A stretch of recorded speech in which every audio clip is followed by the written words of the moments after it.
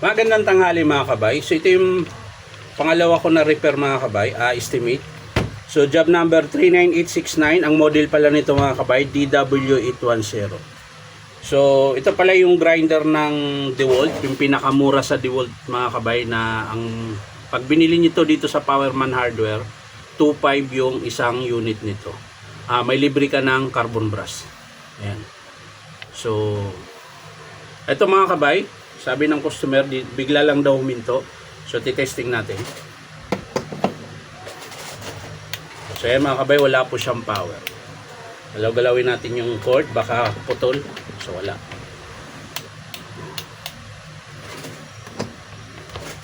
So, tingnan natin mga kabay, diretso tayo sa carbon. Unahin muna natin yung carbon. Ayan, bubuksan lang natin.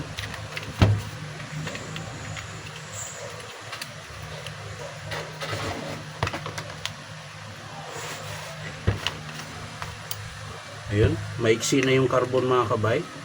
So titingnan lang natin, baka labas na yung stopper. Ayun, sa kabila walang stopper. Dito tayo sa kabila. Baka andito. Ayun. So ano po yung stopper niya mga kabay, lumabas na. So talagang titigil na po yan. Ayun. Pag lumabas na po yung stopper na yan, ito, makikita niyo yan mga kabay, ito. Yan. Hihinto na po yung grinder nyo. Ayan. So, para malaman natin kung carbon lang mga kabay, tatanggalin natin tong stopper. Ayan. Spring lang po yan. Tsaka, ayan. Hindi pala nabunot yung spring mga kabay. Ito yung spring yan. Ayan. So, babalik natin to mga kabay. Titingnan natin kung gagana. Ngayon, kung maganda naman yung andar niya, so, carbon lang po yung papalitan natin. So, tingnan natin. Papaandarin muna natin.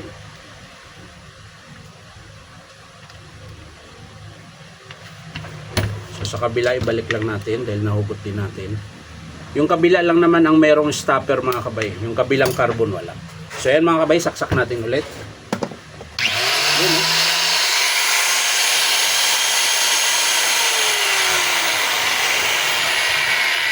Naka-on na pala sa mga kabay. So, on natin ulit.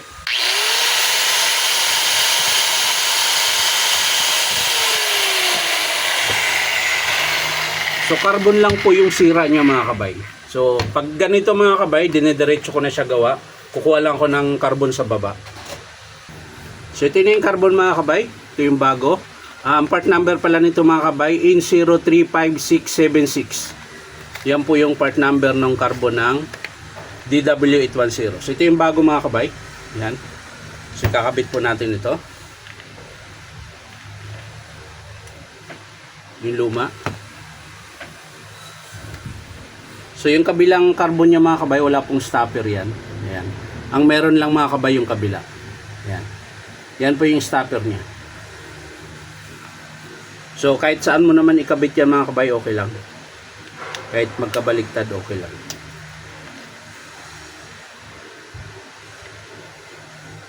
So sa mga gusto magpa-repair mga kabay, punta lang kayo dito sa Powerman Hardware, 530 T. Alonso, Santa Cruz, Manila.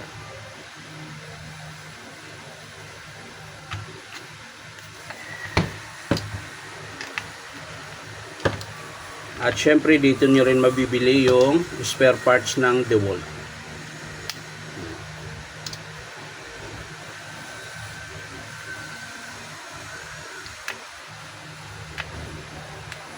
Oy, pumasok ka na.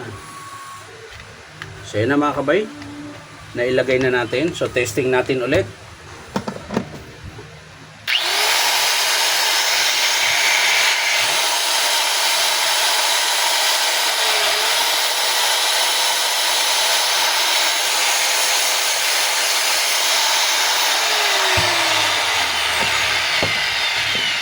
So, yan lang mga kabay. Bali, ang pinakasira lang po niya talaga ay yung kanyang carbon brush. So, sasara ko na ito mga kabay. Dahil tapos na po yung ating estimate. Dinerecho ko na ng gawa. Para isahang gawaan na lang. Di na paulit-ulit.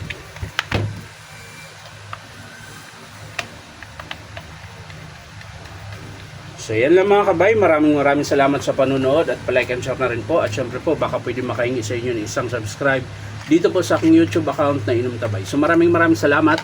Bye-bye.